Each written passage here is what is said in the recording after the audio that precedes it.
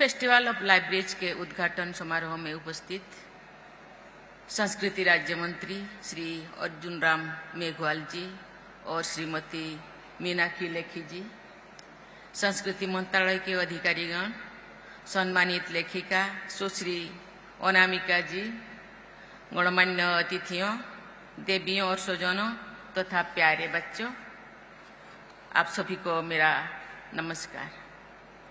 पुस्तकों और पुस्तकालय से जुड़े लोगों के इस समागम में आकर मुझे बहुत प्रसन्नता हो रही है।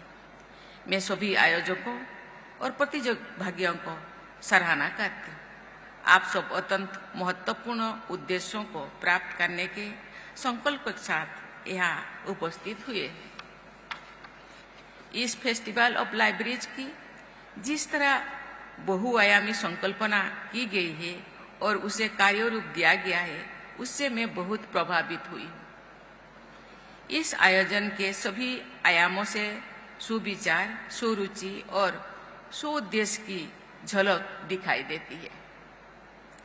सुप्रतिष्ठित पुस्तकालयों से लेकर एस्पिरेशनल डिस्ट्रिक्ट्स तथा ग्रामीण समुदायों के पुस्तकालयों तक, पांडुलिपियों से लेकर डिजिटाइजेशन तक, गंभीर विचार मंथन से लेकर मनोरंजन क्विज तक, लाइब्रेरी साइंस के विशेषज्ञों से लेकर बच्चों तक, अनेक विषयों से और प्रतिभागियों को इस उत्सव में शामिल किया गया है।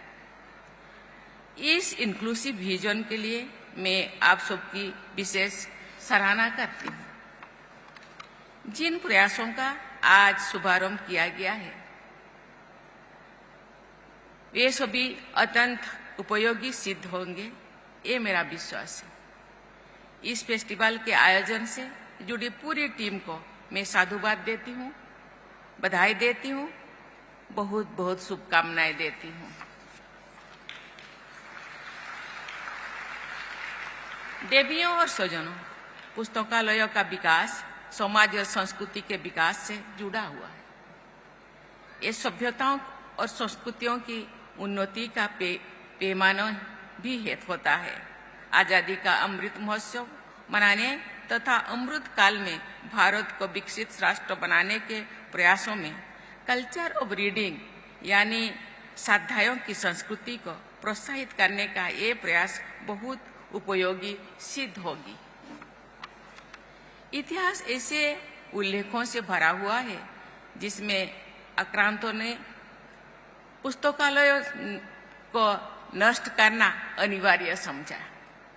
युद्धों में पराजित क्षेत्रों के लोगों को मनोबल और अधिक गिरने के लिए पुस्तकालयों का विध्वंस विश्व के कई स्थानों पर किया गया है।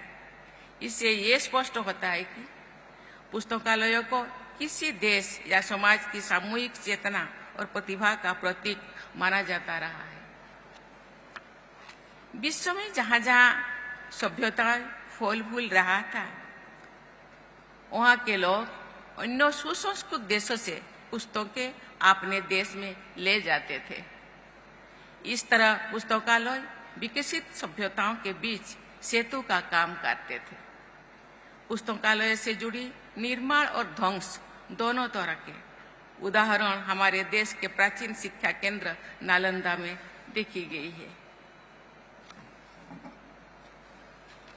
नालंदा विश्वविद्यालय कई सदियों तक शिक्षा का विश्व प्रसिद्ध केंद्र बना रहा। 7वीं शताब्दी से लेकर के चीन के हुएनसांग की भारत यात्रा और उसके वृत्तांतों का इतिहास में विशेष महत्व है।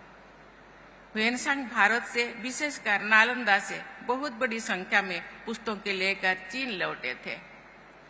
प्राचीन तथा मध्यकालीन भारत से अनेक अन्य देशों के लोग भी पुस्तकें लेकर गए, उनका अनुवाद करवाए और भारत में उत्पन्न हुई ज्ञान राशि का पूरे दुनिया में प्रसार हुआ। ऐसे अच्छे प्रयासों के मूल में ये सोच होती है कि पुस्तकें और पुस्तकालय की पूरी मानवता की साझा विरासत और धरोहर होते हैं। इसी सोच के साथ आप सब आगे बढ़ रहे हैं। मैं चाहूंगी कि देश में सभी महत्वपूर्ण पुस्तकालयों के नेटवर्क बनाने के साथ साथ आप सब अन्य देशों के पुस्तकालयों से भी आदान प्रदान को बढ़ावा दें। ह्वेनसांग की भारत यात्रा के लगभग 550 वर्षों के बाद यानी 12वीं शताब्दी के अंत में आक्रांताओं द्वारा नालंदा विश्वविद्यालय के पुस्तकालय को नष्ट कर दिया गया। इतिहासकार बताते हैं कि उस पुस्तकालय को नष्ट करने में बहुत समय लगा था, क्योंकि पांडुलिपियों और पुस्तकों का बहुत विशाल भंडार वहां संचित था। वैसी अमूल्य ज्ञान राशि से विश्व समुदाय को सदा के लिए वंचित कर दिया गया है। ऐसे दुखद घटनाएं आधुनिक युग में ही नहीं होती है, लेकिन हमारे देश में उपलब्ध दुर्लभ पांडुलिपियों तथा पुस्तकों के गायन हो जाने की घटनाएं सुनने में आती है। ऐसी पुस्तकें या पांडुलिपियों के कलेक्टर्स आइटम के रूप में अत्यंत धनाढ्य लोगों के निजी संग्रह की शोभा बढ़ाती है अथवा ऑक्शंस में नीलाम की जाती है। हाल के वर्षों में भारत सरकार ने विशेष प्रयास करके गलत तरीके से विदेश ले जाए गए अनेक आर्ट ऑब्जेक्ट का पता लगाकर उन्हें वापस मंगवाया है। ऐसे ही प्रयास दुर्लभ पुस्तकों और पांडुलिपियों को वापस लाने के लिए भी किया जा सकता है। पुस्तकालयों को आप सब drawing room of the community के रूप में स्थापित करने चाहते हैं। ये बहुत अच्छी सोच है, लेकिन इस सुंदर विचार में थोड़ा सा अपना विचार जोड़ते हुए मेरा सुझाव है कि पुस्तकालयों का drawing room and study of the community के रूप में लोकप्रिय बनाया जा सकता है। पुस्तकालय सामाजिक सम्मिलन के केंद्र भी बने और स्वाध्याय तथा चिंतन का भी। रीड, रिसर्च, रिफ्लेक्ट इन शब्दों में निहित इस फेस्टिवल का प्रमुख सुंदर भी ये सही यही है। मुझे बताया गया है कि संस्कृत मंत्रालय द्वारा readers to emerge as leaders तथा a country that read is a country that leads की सोच के साथ पुस्तकालय के विकास के राष्ट्रीय अभियान को आगे बढ़ाया जा रहा है। ये सर्वथा तर्कसम्मत और इतिहास सम्मत विचार भी है और अभियान भी है। हमारा स्वाधीनता संग्राम के महानायकों ने तमाम संघर्षों और संकटों के बावजूद पुस्तकों के पठन पाठन और लेखन पर जोर दिया था। महात्मा गांधी ने अपनी आत्मकथा सत्य के प्रयोग में एक अध्याय लिखा है, जिसका शीर्षक है एक पुस्तक का जादू भरा असर। आत्मकथा के उस अध्याय में गांधी जी ने जॉन रस्किन की पुस्तक अनटू दिस लास्ट को पढ़ने के बाद उनके जीवन में हुई रचनात्मक परिवर्तन का उल्लेख किया है। गांधी जी ने उस पुस्तक को ग्रंथ रत्न कहा तथा सर्वोदय के नाम से उनका अनुवाद भी किया। इस प्रकार रस्किन की एक छोटी सी पुस्तक ने महात्मा गांधी की जीवन धारा को बदल दिया। इस बदलाव का दक्षिण अफ्रीका तथा भारत के इतिहास पर ही नहीं बल्कि विश्व इतिहास पर गहरा प्रभाव पड़ा। एक छोटी सी पुस्तक में विश्व इतिहास की धारा को बदलने की क्षमता होती है। पुस्तकों में जमीन की खुशबू होती है और आसमान का विस्तार भी होता है। लगभग 150-200 साल पहले हमारे देश के लोग दूर सुदूर देशों में काम करने के लिए ले जाया जाता था। वे गिरमिटिया मजदूर कहलाते थे। वे लोग अपने साथ पुस्तकों और मसाला ले जाते थे। उन पुस्तकों ने मातृभूमि भारत में उनसे जड़ा रखा। इसी वर्ष जून में मुझे अपनी सूरीनाम यात्रा के दौरान प्रवासी भारतीय समुदाय के लोगों से मिलने का अवसर मिला।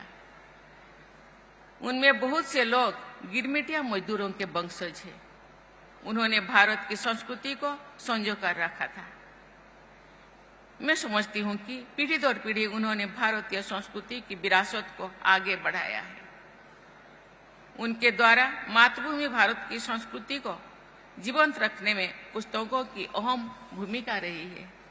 देवियों और स्वजनों, पुस्तकों को और पुस्तकालयों के महत्व पर जितनी भी चर्चा की जाए और कम है। पांडुलिपियों के संरक्षण तथा पुस्तकालयों के मॉडर्नाइजेशन और डिजिटाइजेशन के प्रयास बहुत महत्वपूर्ण है।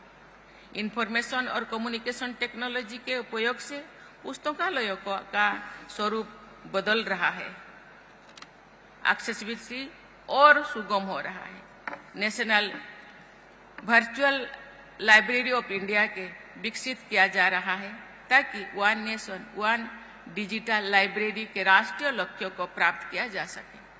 मुझे बताया गया है कि दिव्यांगजनों की विशेष आवश्यकताओं को ध्यान में रखते हुए पुस्तकालय में विशेष सुविधाएं प्रदान की जा रही है। इस संवेदनशील और समावेशी प्रयास के लिए मैं भूरी भूरी प्रशंसा करती हूँ।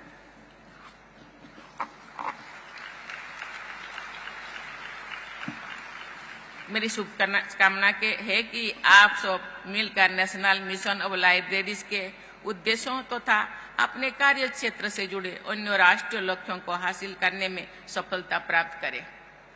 इससे देशवासियों में पुस्तकालय से जुड़ने तथा पुस्तकें पढ़ने की संस्कृति मजबूती जोर होगी। भारत को ग्लोबल नॉलेज सुपर पावर बनाने के लक्ष्य में आप सब अमूल्य योगदान देंगे, ये विश्वास व्यक्त करते हुए मैं अपनी वाणी को विराम देती हूँ। धन्यवाद। जय हिंद, जय भारत।